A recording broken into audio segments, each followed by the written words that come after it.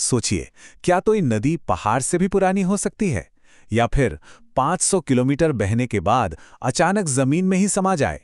असल में नदियां सिर्फ पानी की धाराएं नहीं होती, इनकी अपनी कहानियां, अपनी एक पर्सनैलिटी होती है, जो हमारे भूगोल और इतिहास दोनों को शक्ल देती है।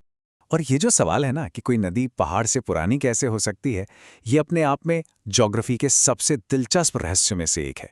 आखिर एक नदी में इतनी ताकत कहाँ से आती है कि वो एक विशाल पहाड़ को ही काट डाले? तो चलिए आज इसी तरह के कुछ कमाल के क्यों और कैसे को समझते हैं। आज हम नदियों की 4 अलग-अलग पर्सनालिटीज को देखेंगे। पहली, वो जो जमीन को बनाती हैं, जिन्हें हम आर्किटेक्ट कह सकते हैं। दूसरी, वो जो हमारी तरक्की का शिकार बन गई। तीसरी, वो नदियां जिनकी यात्रा ही कभी पूरी नहीं हो पाती। और चौथी, वो जिसे कहते तो मौत की नदी हैं, लेकिन वो एक जमाने में लाइफलाइन हुआ करती थीं।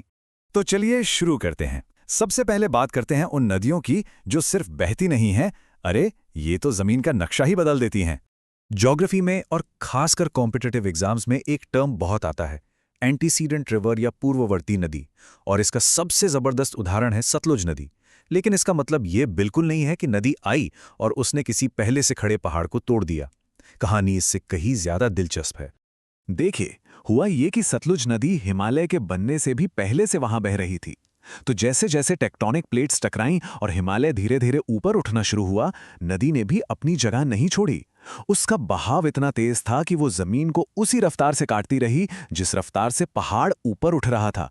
और ये प्रोसेस लाखों सालों तक चला, और नतीजा एक गहरी विशाल खाई जिसे हम गॉर्ज कहते हैं।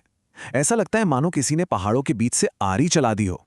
अच्छा, एक नदी तो वो थी जो पहाड़ काटकर अपना रास्ता बनाती है। अब बात करते हैं एक ऐसी नदी की जो रास्ता बनाने के लिए नहीं, बल्कि बार बार अपना रास्ता बदलने के लिए बदनाम है। जी हां, हम बात कर रहे हैं कोसी नदी की, जिसे बिहार का शोक भी कहते हैं। इसकी फितरत कुछ ऐसी है जैसे कोई बेचैन मुसाफिर हो, जिसे एक रास्ते पर चलना पसंद ही नहीं। तो होता क्या है, जब कोसी हिमालय की तेज ढलानों से नीचे उतरती है तो अपने साथ ढेर सारा मलबा, पत्थर, गाद सब बहा कर ले आती है। लेकिन जैसे ही वो बिहार के समतल मैदानों में एंटर करती है, उसकी स्पीड एकदम से कम हो जाती है।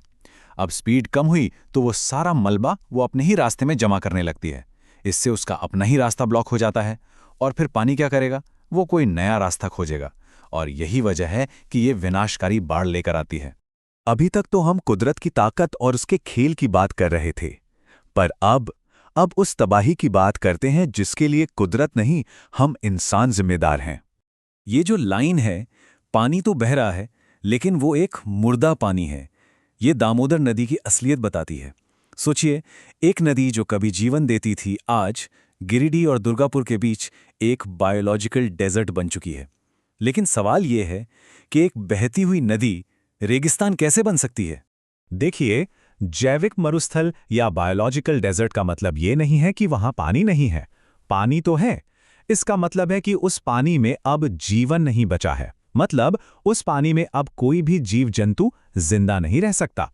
तो ये हुआ कैसे? हुआ ये कि दशकों तक फैक्ट्रियों का सारा इंडस्ट्रियल और केमिकल वेस्ट बिना सोचे समझे सीधे दामोदर नदी में डाल दिया गया। अब इस कचरे को खत्म करने के लिए पानी में बैक्टीरिया की तादाद बहुत तेजी से बढ़ी, और इन बैक्टीरिया को चाहिए थी ऑक्सीजन।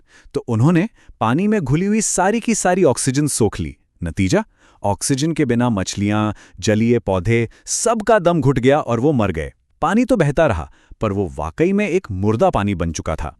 तो ये तो थी दामोदर की दुख भरी कहानी।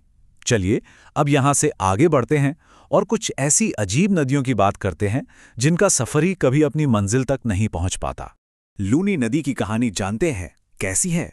ये उस मैराथन रनर की तरह है जो 500 किलोमीटर दौड़ता है, लेकिन फिनिश लाइन से ठीक पहले कहीं गायब हो जाता है। जी हां, ये नदी 500 किलोमीटर का सफर तय करती है, लेकिन कभी समंदर से मिल ही नहीं पाती। ज्योग्राफी की भाषा में इसे इनलैंड ड्रेनेज कहते हैं। मतलब ऐसी नदी जो समुंदर तक पहुंचने की बजाय जमीन के अंदर ही कहीं खत्म हो जाए।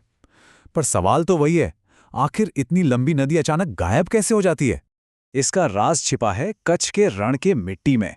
ये जो इलाका है ना, ये एक बहुत बड़ा रेतीला दलदल है और यहाँ की मिट्टी एकदम स्पंज की तरह है, बहुत ज़्यादा पोरस। तो जब लूनी नदी का बचा कुचा पानी यहाँ पहुँचता है तो ये ज़मीन उसे पूरा का पूरा सोख लेती है और बस समंदर से मिलने का उसका सपना अधूरा रह जाता है। और अब चलते हैं अपनी आखिरी कहानी की तरफ। ये कहानी एक ऐसी नदी की है जिसका नाम ही अपने आप में एक पहेली है। नाम है श्योक नदी, लेकिन इसे मृत्यु की नदी या रिवर ऑफ डेथ के नाम से जाना जाता है। तो सवाल यही उठता है कि अगर इस नदी का नाम ही मौत की नदी था, तो भला पुराने जमाने के व्यापारी अपनी जान और अपना कीमती सामान सब कुछ दांव पर लगाकर इस रास्ते से क्यों जाते थे? कुछ तो वजह रही होगी, है ना? असल में इसे रिवर ऑफ डेथ कहने के पीछे दो बड़े कारण थे। गर्मियों में क्या होता था, ग्लेशियर्स पिघलते थे और नदी में अचानक इतनी तेज बाढ़ आती थी कि वो पूरे के पूरे काफिले को बहा ले जाती थी। और सर्दियों में नदी जम जाती थी और ऊपर बर्फ की एक चादर बन जाती थी। व्यापारी इसी चादर पर चलते थे, लेकिन ये बर्फ की चादर इतनी खतरनाक थी कि बिना किसी वार्निंग के कभी भी टूट सकती थी। तो फिर सवाल वही है कि व्यापारी ये रास्ता लेते ही क्यों थे? इसका जवाब है मजबूरी, क्योंकि उस जमाने में विशाल और दुर्गम काराकोरम पहाड़ों को पार करना लगभग नामुमकिन था। तो ये नदी घाटी चाहे कितनी भी जानलेवा क्यों ना हो, उन पहाड़ों पर चढ़ने से तो कहीं बेहतर और सच कहें तो एकमात्र रास्ता थी। तो आज हमने क्या देखा? यही कि नदियां सिर्फ नक्शों पर बनी नीली लकीरें नहीं होती, ये पहाड़ों को तराशने वाली मूर्तिकार हैं, ये हमारे प्रदूषण का शिकार भी हैं। ये ऐसी कहानियां हैं जो कभी पूरी नहीं होती, और ये इतिहास के वो रास्ते हैं जिन पर कभी सभ्यताएं चला करती थीं। सच में हर नदी की अपनी एक अलग पर्सनैलिटी होती है। और आखिर में बस एक सवाल, अगर ये सच है कि नदियों का कैरेक्टर कुदरत और हम इंसान दोनों मिलकर बनाते हैं, तो फिर इनकी कहानी का जो अगला चैप्टर लिखा जाएगा उसमें हमारा रोल क्या होने वाला है?